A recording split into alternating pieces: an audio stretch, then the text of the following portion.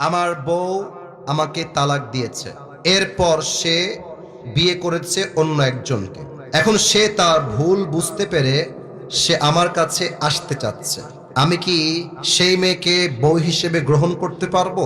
আশা করা যায় আপনার কাছ থেকে ইসলামিক দৃষ্টিকোণ থেকে উত্তর পাবো। First of all, the matter is তালাকের মাসালা is very sensitive. It's very sensitive. এটা নিয়ম হচ্ছে লিখিত আকারে মুফতির কাছে জমা দেওয়া, ফার্স্ট অফ অল।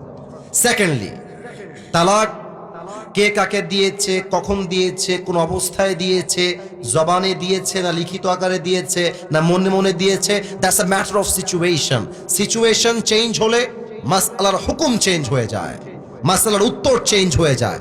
সো এখানে যে বিষয়টা আপনাকে মাথায় রাখতে হবে, তালাকের মাসআলা মাহফিলে নয়, মুফতির কাছে যাবেন, জমা দিবেন, মুফতিরা সবাই একসাথে বসবে, রিসার্চ করবে, যে উত্তর তারা পাবে তারা আপনাকে এটা লিখে দিবে। তবে এখানে যেটা সেটা প্রশ্ন করেছে, নারীকে আল্লাহ তাআলা তালাক দেওয়ার কোনো বিধান দেন নাই ইসলামে। বুঝতে পেরেছেন? আচ্ছা, এটার একটা বিশেষ কারণ আছে। নারীদের মধ্যে বিবেক কাজ করে কম, আবেগ কাজ করে বেশি।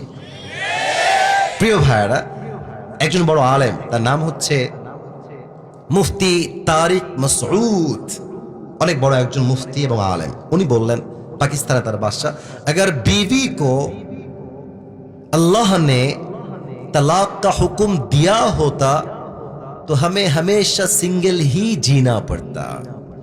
এর উত্তর উনি বলেছেন যে আল্লাহ যদি নারীদেরকে তালাক দেওয়ার অধিকার দিয়ে দিতেন, কোন যুবক বিবাহিত থাকতে পারতো না, আজীবন সিঙ্গেল হয়েই মরা লাগতো। কারণ মেয়েরা একটু কথা কাটাকাটি, আমি থাকবো না, আমাকে আমার বাপের বাসায়। আরে বোন, আপনি বোঝেন না কেন? আপনার স্বামীর মতো আপন পৃথিবীতে সেকেন্ড কেউ আর নাই তো। আপনি স্বামীর বাড়ি ছেড়ে কোথায় যাবেন? মায়ের বাড়ি, বাপের বাড়ি।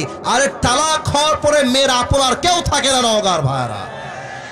আপনি কই যাবেন স্বামীর বাড়ি ছেড়ে? কি বলেন আপনারা, কেমনে বলেন? মেয়েদের তালাক দেওয়ার কোনো অধিকার নেই। তবে এখানে যা বুঝতে পারছি, the message I got from this question is, যে মেয়েটা ওকে তালাক দিয়ে আরেক জায়গায় বিয়ে করেছে, আমি তোমাকে ভাই হিসেবে বলবো, এই বেডিকে ঘরে আবার আন, তোমার পুরো ঘরটা জাহান্নাম হয়ে যাবে। একে দাও, কোনো দরকার নেই, প্রয়োজন নাই। যেই বেডি আজকে গাদ্দারি করছে, নেক্সটেও গাদ্দারি করবে, নেক্সটেও গাদ্দারি করবে। মনে রাখবেন, যে গাদ্দারি করে সে একবার নয়, সে বারবার গাদ্দারি করে।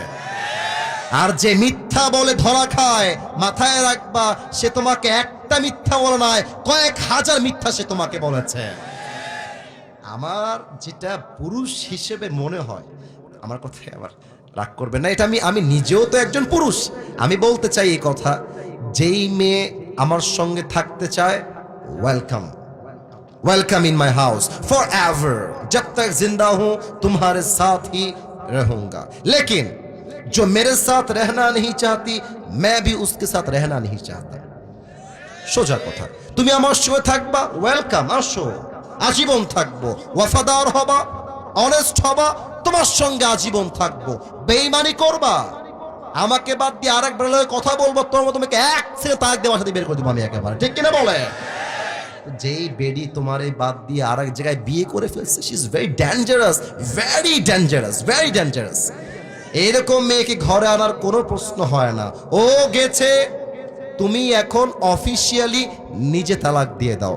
কারণ যেই মেয়ে তোমাকে বাদ দিয়ে আর এক জায়গায় ইউজড করেছে নিজেকে, কথা মাইন্ডে নেবেন না, কথা মাইন্ডে নেবেন না। যেই মেয়ে তার সতীত্ব তোমাকে বাদ দিয়ে আর এক জায়গায় বিলীন করেছে, সেই মেয়ে তোমার নেক্সট টাইম বউ হওয়ার কোনো যোগ্যতাই রাখে না। আল্লাহ যুবককে শক্তি দান করো, আল্লাহ যুবককে তৌফিক দান করো, পরের সময় আমিন। তবে এটার উত্তর আমার জানা আছে, যতটুকু আমি জানি, আমার জায়গা থেকে বলছি, নারীকে আল্লাহ তাআলা তালাক দেওয়ার কোনো অধিকার দেন নাই। একটা সিস্টেম আছে খোলা তালাক, ওটার সিস্টেম আছে, প্রসেস আছে। ওখানে স্বামীকেও বলতে হবে, স্ত্রী কিছু টাকা পয়সা দিবে, একটা নিয়ম আছে, সেই হিসেবে আগাতে হবে। বেডি মানুষ কইল তালাক দিলাম, থাকো তোমার সংসারে, আমি গেলাম। ওই 100 বার তালাক বললো, একটা তালাক হবে না। স্বামীকে অফিসিয়ালি অ্যানাউন্সমেন্ট দিতে হবে, লিখিত আকারে স্টেটমেন্ট দিতে হবে, ইসলামের শরিয়ার যে নিয়ম আছে মানতে হবে, তারপরে ইদ্যত পালন করতে হবে 3 মাস, তারপর তালাক হবে। হুদায়ে তালাক দিলেই তালাক হয়ে যায় না, ঠিক কিনা বলেন?